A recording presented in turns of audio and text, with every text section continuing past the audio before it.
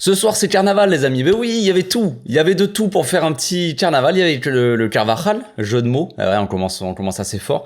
Il y avait des petits clowns aussi sur le terrain, évidemment. Et puis, quand tu as un pantin à la tête de l'équipe, voilà, c'est un beau petit carnaval.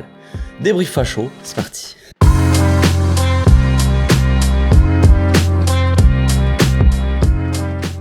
Au passage, n'hésitez pas à vous abonner, liker et commenter. C'est le meilleur moyen de me soutenir et ça fera plaisir à tonton. Bon, le débrief va pas être très long, hein. Là, c'est juste pour le kiff. Là, c'est histoire de remettre un peu les pendules à l'heure. Enfin, tu m'as compris, c'est juste pour le kiff. On va faire assez vite. On va pas trop se prendre la tête avec ce petit match de l'Espagne, qui était assez catastrophique dans le contenu, dans le résultat, évidemment. Enfin, c'est pas une catastrophe en termes de résultat, évidemment. C'est le deuxième match de qualification de l'Euro, mais c'est quand même un match assez important, j'ai envie de dire. Mais voilà, il y a beaucoup de problèmes dans cette équipe, évidemment. Bon, déjà, le principal problème, évidemment, c'est l'absence de Luis Enrique à la tête de cette équipe, parce que, évidemment, l'Espagne, on a déjà parlé cet hiver pendant la Coupe du Monde, cette Espagne, elle est pas parfaite, évidemment, elle est encore très jeune en construction. C'est un début de nouveau projet avec Luis Enrique, il était en plein dans son projet. Dans la continuité de son projet, il essaie de construire vraiment quelque chose d'intéressant, on va dire, avec une jeunesse dorée espagnole, avec quelques petites pépites, des joueurs assez expérimentés, un mélange de tout ça. Et la fédération a voulu mettre en place un mec qui les dérangerait moins, quoi, un pantin, une petite marionnette, un siphon fonfon, les petites marionnettes, voilà. Donc en gros, le De La Fuente, il est, voilà, moi il est bidon, il est clairement bidon. Mais bon, les Espagnols se sont plaints, évidemment, trop de joueurs du Barça, trop de favoritisme soi-disant de la part de Luis Enrique, et forcé de constater que cette équipe-là est dégueulasse quand il manque des joueurs du Barça, c'est un peu facile là. On va y revenir sur ce match, sur la rotation, tout ça.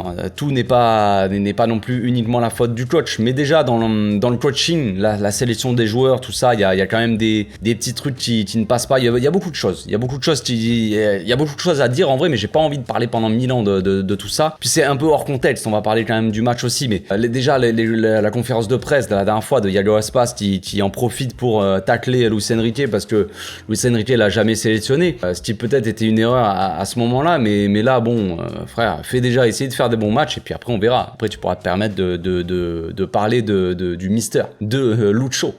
Mon gamin. Là, rentre chez toi un peu t'entraîner et puis après on en reparle. Donc, coupé en plein vol cette équipe, là, on a une équipe assez mauvaise, j'ai l'impression, pour vous dire, avec Luis Enrique, comme je l'ai dit, construction d'un nouveau projet, des jeunes, tout ça, là en voyant cette équipe-là, j'ai l'impression qu'on a une équipe en fin de cycle. On a des vieux joueurs, tu sais pas ce qu'ils font là, en soi. Alors, c'est une rotation d'équipe, ce n'est pas l'équipe titulaire, on a bien vu en défense centrale, la dernière fois, c'était pas cette équipe, ni toute la défense n'était pas la même, hein. Il y avait Carnaval qui était à droite, il y avait Baldé à gauche, il y avait Laporte en défense centrale avec je sais même plus qui d'ailleurs, je vous avoue, j'ai totalement je ne sais plus, mais toute la défense a changé évidemment. Le milieu, le double pivot c'était le même, hein, Mikel Merino avec Rodri. Il y avait quelques petits changements, la dernière fois Iago Aspas était en 10, voilà, Gavi en pur ailier qui a été utilisé vraiment comme un ailier, ça c'est de la magie. Luis de la Fuentes là, il est là à regarder le Barça un peu comment ça joue, à essayer de dire bon Gavi il joue ailier au Barça, mais regarde les matchs frérot, regarde l'animation parce que Gavi ne joue pas ailier, tu vois. Mais bon, on va pas trop en demander non plus à ce genre de gars. Donc cette équipe d'Espagne, elle fait plaisir à tous les Espagnols, j'imagine tous les Madrilènes. Alors il a pris des Madrilènes, hein. On a vu le beau match, la belle rentrée décisive de Carnaval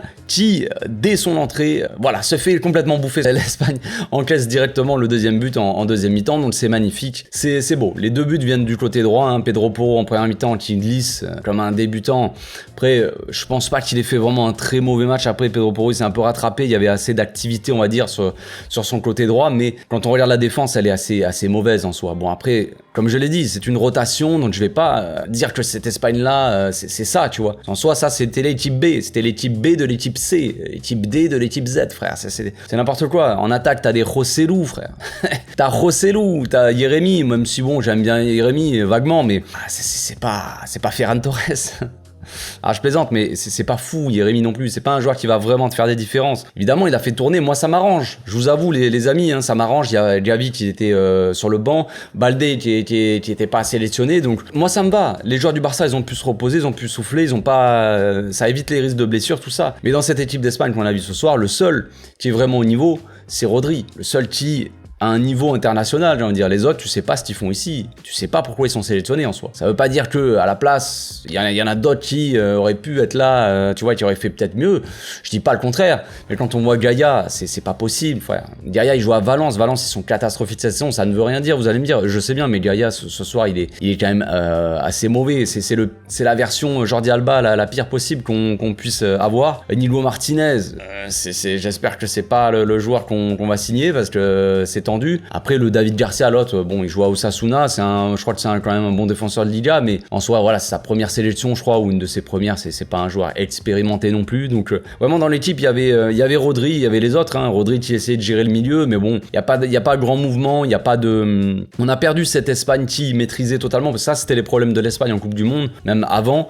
C'est une Espagne qui surdomine tous ses adversaires. Hein. La plupart du temps, c'est voilà. Bon, après là, il manquait Pedri, c'est comme au Barça. Hein. Quand ça manque Pedri, tu vois quand même dans le jeu. Mais l'Espagne, c'est une équipe qui surdomine ses adversaires, mais qui arrive pas à les tuer. Là maintenant, on a une Espagne qui commence à changer de visage, qui a un visage du coup plutôt assez laid, hein, j'ai envie de dire, qui ne domine plus ses matchs et qui ne tue toujours pas ses matchs non plus. Alors il y a eu le match là la dernière fois contre la Norvège qui 3-0, c'est le score ne reflète pas du tout la physionomie du match, parce qu'il y a Rossellou, je crois que c'est Rossellou qui rentre et qui claque un doublé, on sait même pas trop comment, c'était un peu vite fait. Bon, le match était un peu plus intéressant, mais contre une équipe de l'Écosse qui a bien joué son coup, hein, qui est une équipe qui joue un peu plus, qui était assez rugueux, qui met beaucoup d'envie, beaucoup d'énergie, qui défend bien aussi. Ils défendaient en 5-4-1, hein, ils étaient en 3-5-2 à moitié avec des latéraux qui étaient assez offensifs, mais quand même, ça jouait quand même assez bas, ça jouait assez compact, il y avait beaucoup de densité, et voilà, on connaît l'Espagne. On connaît l'Espagne face à des blocs bas, on l'a vu contre le Maroc, c'est très compliqué pour eux, évidemment. Et là, quand t'as l'Espagne qui, en plus de ça, ne domine pas ses matchs et ne sait toujours pas faire vraiment de différence par ses individualités, on a vu même Nico Williams qui est rentré en deuxième mi-temps, qui a pas fait grand chose, hein, qui a pas, à part faire 1 milliard de crochets, d'aller-retour, de trucs, ça tire pas. Même Gavi qui est rentré à un moment, il s'est retrouvé dans la surface, j'étais là, mais pourquoi tu tires pas? Il essaie de faire un centre, il aurait dû allumer les cages en fait, les mecs tirent pas, la seule action dangereuse les gars, c'est, je crois que c'est Rossellou en première mi-temps qui met une tête sur la barre, donc il y a plus rien dans cette Espagne, il y a plus, on reconnaît plus vraiment le jeu qui a fait sa force, en soi c'était ça, c'était le jeu de position, la possession de balle, tout ça, la création, le côté un peu technique. Là, il y a plus rien dans cette Espagne, il y a plus d'idées. Alors évidemment, il y a des joueurs qui n'ont rien à faire là, comme je l'ai dit. Et comme je l'ai dit, là, c'est ce match. On parle de ce match-là qui est assez mauvais hein, dans tous les domaines. Mais ça veut pas dire que l'Espagne joue comme ça tout le temps. Contre la Norvège, c'était quand même un match un peu plus agréable, mine de rien. On va dire que c'était l'équipe A à ce moment-là, quoi. Mais voilà, là, c'était l'équipe. Le coach a voulu faire tourner. Est-ce que c'était un bon choix? Je ne sais pas. Moi, comme je vous l'ai dit, hein, moi, c'est pas grave s'il y avait pas les joueurs du Barça. Moi, ce qui compte, c'est le Barça. C'est pas l'Espagne. Avant tout, c'est le Barça. Que les joueurs ils se blessent pas. Et puis après, l'Espagne, s'ils gagnent, tant mieux. C'est un bonus. Donc voilà, je faisais cette vidéo juste pour un peu vider mon sac, le vider sur la tête de la Fuente là.